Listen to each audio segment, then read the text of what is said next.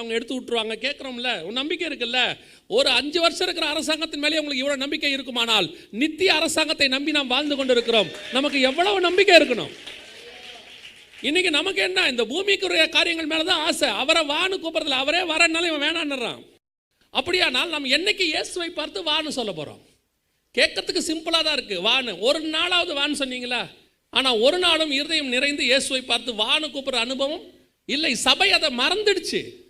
சபை உருவாக்கப்பட்டதின் நோக்கமே அதுதான். ஒரே நோக்கம், இயேசு வரும்போது போவது. அவர் எப்போ வருவார் தெரியாது, எப்போ வேணாலும் வருவார். நான் இதெல்லாம் வேணான்னு நான் சொல்லலை, எல்லாம் வேண்டும், எல்லாமே நடக்குது, அதுபாடு நடந்துகிட்டு இருக்கட்டும். ஆனால் என்னுடைய ஆயத்தம் எப்பொழுதுமே கிறிஸ்துவை சந்திப்பதற்காக இருந்து கொண்டே இருக்கும். எப்போ அவர் கதவை தட்டுற அனுபவமே எனக்கு இருக்கக்கூடாது. சில நேரத்தில் பாருங்கள், ஏன் அவர் கதவை தட்டுறது அவ்வளோ விஷயமாக சொல்கிறாரு அப்படின்னு கேட்டால், வான்னு சொல்லணுன்றாருன்னா, உங்களை ஒருத்தர் கூப்பிட்டுருக்குறாங்க. கூப்பிட்டுட்டு, பாஸ்டர் இன்றைக்கி சாப்பிட வாங்க, எங்கள் வீட்டுக்கு வாங்க, இல்லை உங்களை கூப்பிட்டாங்க எங்கள் வீட்டுக்கு சாப்பிட வாங்கன்னு போனால், கதவு பூட்டி இருந்தால் உங்களுக்கு எப்படி இருக்கும்? உள்பக்கம் 7:30 மணிக்கு வரீங்கன்னு இருக்காங்க, போகும்போது கதவு சாத்தி இருந்தாலும் நமக்கு எப்படிவா இருக்கும்?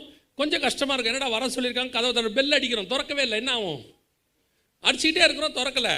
அதுவே நமக்கு மனசு கஷ்டமாக இருக்கும். வரன்னு சொல்லிட்டு இவன் பாட்டு கதவை போட்டு உள்ளே உட்காந்துருக்காங்க. நம்ம என்ன எதிர்பார்க்குறோம்? வான்னு சொல்ல போது அவங்க எப்படி இருக்கணும்?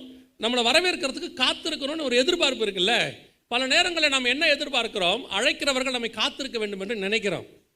உலகம் முழுக்க சர்ச் இருக்குது, உலகம் முழுக்க ஆத்மா இருக்குது. எத்தனை ஆத்மா இயேசுக்கு காத்திருக்குது? எத்தனை பேர் உலகத்துக்கு பின்னால் காத்திருக்கிறது? இயேசு வரேன்னு சொன்னால் கூட போகிறதுக்கு இன்றைக்கி ரெடியாக இல்லை. மைண்டு ஃபுல்லாக இன்றைக்கி உலகம் ஓடிக்கிட்டே இருக்குது. எப்படியாவது வீடு கட்டணும், பிள்ளைக்கு கல்யாணம் பண்ணணும், எதிர்காலத்தில் அதை பண்ணணும், இதை பண்ணணும், வேலையில் ப்ரொமோஷன் வேணும், அது இப்படி ஏதோ ஒன்று பிசாசு அழகாக மைண்டில் போட்டு விட்டான், பிஸியாக்கி விட்டான். அதனுடைய விளைவு என்ன? எந்த சர்ச்சும் இப்போ காத்திருக்கிற அனுபவத்துக்குள்ளே இல்லை. எல்லா ஆளுக்கு ஒரு ப்ராஜெக்ட் வச்சுருக்கிறாங்க. ஃப்யூச்சர் ப்ராஜெக்ட், 10 வருஷ ப்ராஜெக்ட், 15 வருஷ ப்ராஜெக்ட், 2030க்குள், 2040க்குள். இயேசு சொல்கிறாரு, பைபிள் சொல்லுது, நாளைக்கு வரேன்னு சொன்னாலே கர்த்தருக்கு சித்தமானால் சொல்லி தான் சொல்லணுமாமா. அப்படி தானே சொல்லுது பைபிள்.